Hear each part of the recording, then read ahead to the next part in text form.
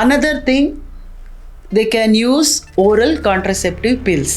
ಅಂದರೆ ಗರ್ಭ ನಿರೋಧಕ ಮಾತ್ರೆಗಳು ತೊಗೊಂಡ್ರೆ ಅದು ಪ್ರೆಗ್ನೆನ್ಸಿನ ಪ್ರಿವೆಂಟ್ ಮಾಡುತ್ತೆ, ಆದರೆ ಇನ್ಫೆಕ್ಷನ್ನ ಪ್ರಿವೆಂಟ್ ಮಾಡಲ್ಲ.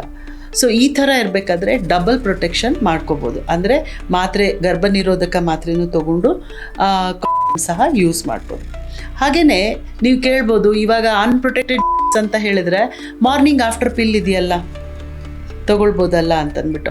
ಆದರೆ ಮಾರ್ನಿಂಗ್ ಆಫ್ಟರ್ ಪಿಲ್ಲು 1 ತಿಂಗಳಲ್ಲಿ ಒಂದೇ ಸತಿ ತೊಗೊಳಕ್ಕೆ ಸಾಧ್ಯ.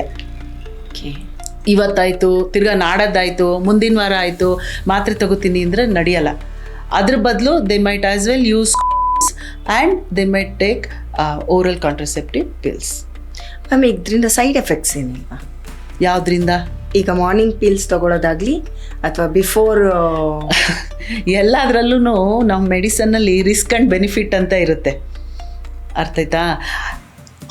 ತಗೊಳ್ಳದೆ ಇರೋದಕ್ಕೆ ರಿಸ್ಕ್ ಜಾಸ್ತಿ ಅಲ್ಲ. ನಿಮಗೆ ಪ್ರೆಗ್ನೆನ್ಸಿ ಆಗ್ಬೋದು, ಇನ್ಫೆಕ್ಷನ್ ಆಗ್ಬೋದು.